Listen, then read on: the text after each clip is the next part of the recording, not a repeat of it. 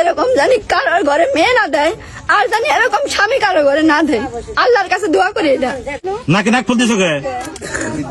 এখন তো হিসাবে আমার সতীন, কিসের ভাগ্নি? এখন আমার ভাগ্নি আছে। বয়স কত?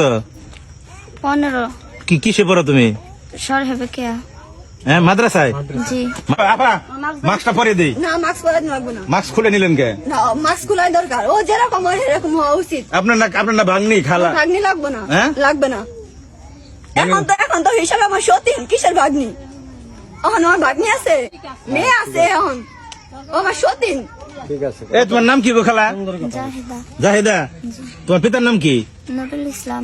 গ্রামের নাম কি? গুড়াই খামারপাড়া। গোড়াই খামারপাড়া, টাঙ্গাইল, মির্জাপুর টাঙ্গাইল। জি। তোমার কালুর সাথে তোমার কি সম্পর্ক? প্রেমের সম্পর্ক। প্রেম করলা খালুন না? আর দুনিয়া লুকাছাল না? এত সুন্দর চেহারা তোমার। বয়স কত? 15 কিসে পড়ো তুমি? সরহেবে কে? হ্যাঁ, মাদ্রাসায়। জি। তুমি খালুর সাথে কতদিন ধরে প্রেম করো?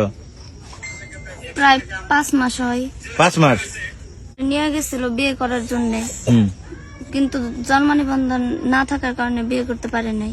আর আমি মাস্ক পরিয়ে বক্তব্য নিতে গেছিলাম, তোমার খালায় নিতে দিল না, মাস্ক তোমার কাছে ছুটিয়ে নিল। কারণ তোমার খালার কথা হইলো যে আমার সংসার যখন আমার বাগ্নি নষ্ট করছে, তাহলে তো আমার বাগ্নির সেফ রেখে কোনো দেখার সুযোগ নাই। তো ওর এই কাম সাথে আমার কোনো সম্পর্ক নাই। ও আমার ভাগ্নি না।